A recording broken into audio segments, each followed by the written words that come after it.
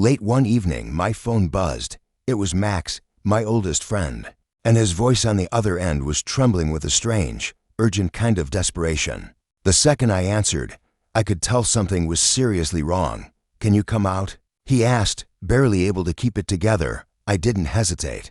I stepped into the hallway and called out to my wife. "We'll call her Rachel," telling her I'd be back in a few minutes. She didn't ask questions.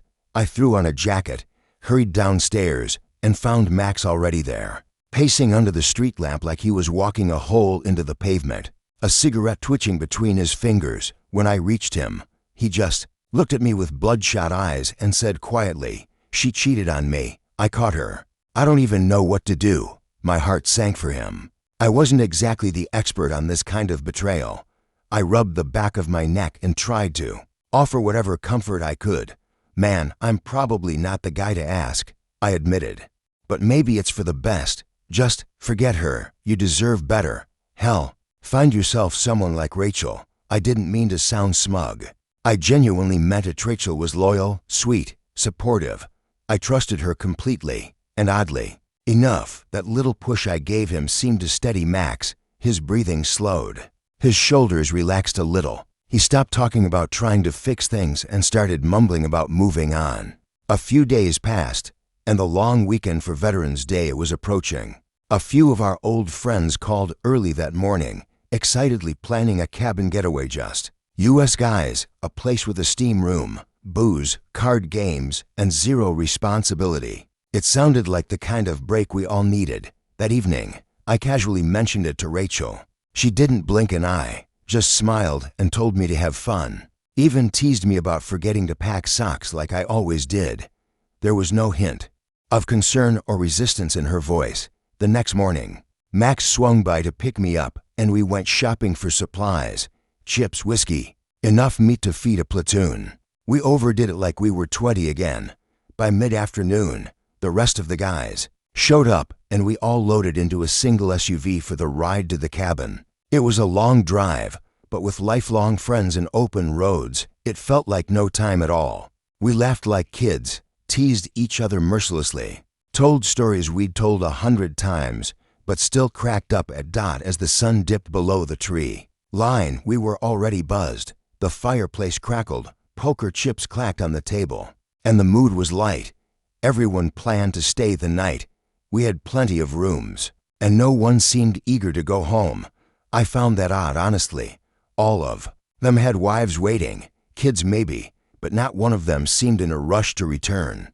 Meanwhile, I kept catching myself thinking about Rachel, her laugh, her cooking, the way she always kissed my temple when I came home late. At one point, maybe from boredom or just plain longing, I stepped out to call her. No answer. I frowned. Tried again. Still nothing.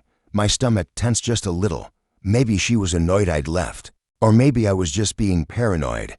We'd been trying to have a baby for years, after all. 4 years of trying, and still nothing. We didn't want IVF or adoption. We kept hoping it would happen on its own, in its own time. Still, the silence from her side felt off. Eventually, she picked up, said she'd been cooking and hadn't heard the phone ring. That checked out. She always made a meal when I came back from any trip. She asked when I'd be home. I said around midnight. Her voice lit up with excitement, like she really had missed me. I felt better after that. Reassured, I let myself believe it.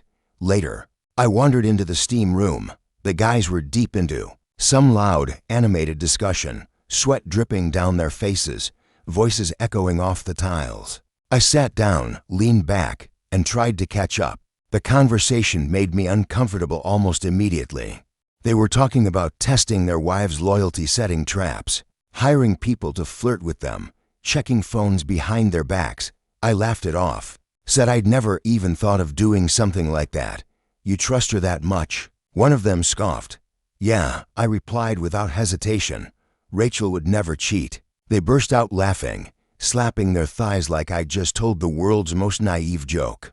Their laughter rubbed me the wrong way. The more they talked, the darker their tone got, like love was just a battlefield, and every woman was the enemy. I tried to shake it off, but the seed of doubt had been planted, small and unwelcome. After a while, the whole thing started to feel like poison. I stood up and told them I was leaving early.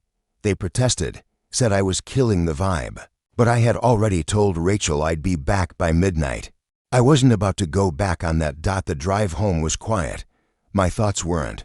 I kept replaying the steam room conversation in my head, wondering if I was foolish to trust so blindly. Were they all just jaded, or was I truly the last idiot? Standing in a collapsing ideal, when I opened the door, Rachel was already waiting. She rushed into my arms like she hadn't seen me in years, her face radiant, her touch warm. And in that moment, all those doubts melted away.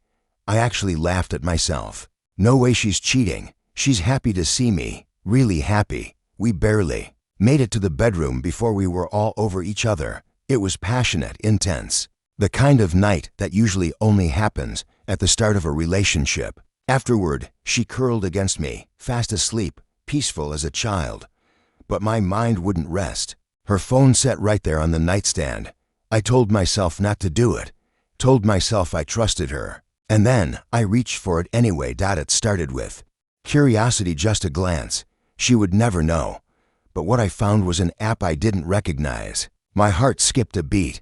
I opened it. It was a dating app, a full-blown profile with a fake name and flirty photos. Her inbox was overflowing with messages, explicit, graphic messages. It wasn't a what I'm thing. It had been happening for a while, and worse, there were messages from that very day. I wanted to vomit. My hands trembled. I stumbled out of bed, my breath catching in my throat. Rage erupted like wildfire. I grabbed her clothes from the closet, shoving everything into suitcases like I was possessed. By dawn, her bags were neatly lined up by the front door. Then I went back into the bedroom and shook her awake. She smiled, tried to pull me into a cuddle. I shoved her off me. Get out. She blinked, confused, until I shoved the phone in her face. Her expression drained of color. That's not mine. It's my friend's. She asked to use my phone. I nearly screamed. Her lies came effortlessly, her face trained for innocence. I was seeing a stranger. I dragged her out of bed and pointed to the suitcases. She broke down, sobbing, begging for a second chance. But I was already gone inside. My voice roared. I told her exactly what I thought of her betrayal, the years of deception she'd spun behind my back. Eventually, she left broken, sobbing, but it didn't make me feel better. When the door slammed shut behind her, all I felt was emptiness. The life I thought I had, gone in one night. Later, her mother called, angry, screaming, calling me names. I hung up mid-sentence. That was no longer my problem. In the weeks that followed, I buried myself in work. My friends didn't mock me. They stood by me. Even tried setting me up with women they knew through their wives. I wasn't ready, not even close. I dodged every blind date they offered. Then one day, Rachel called. I'm pregnant, she said. I laughed, bitterly. It didn't feel real. I had waited for years to hear those words, and now they sounded like a threat. She swore. The baby was mine. I didn't know what to believe. We barely spoke for the rest of her pregnancy. I reached out near the end, said I'd help if the child was mine, but she cut me off. Don't bother, she said. I already found a real father. I stared at the phone in silence, then quietly replied, thanks for being honest. That was the last time we ever spoke. Months passed. New Year's Eve arrived. The guys and I decided to go out and celebrate. We found a packed restaurant with music, contests, dancing. As midnight neared, a group of performers dressed as Santa's helpers hit the stage. Two of them caught my eye, instantly beautiful, wild, full of life. I waited for their set to end and went up to them, starting a conversation. They were shy at first, but laughter broke the ice somehow. I convinced them to join our table. We partied hard. Champagne flowed. The night spun faster and faster until everything became a blur of music, dancing, and light. The next morning, I woke up slowly, groggy and disoriented. Then I noticed I wasn't alone. Curled up on either side of me were the same two dancers from the night before. I smiled, shut my eyes again, and thought to myself, maybe life has a funny way of making space for better things.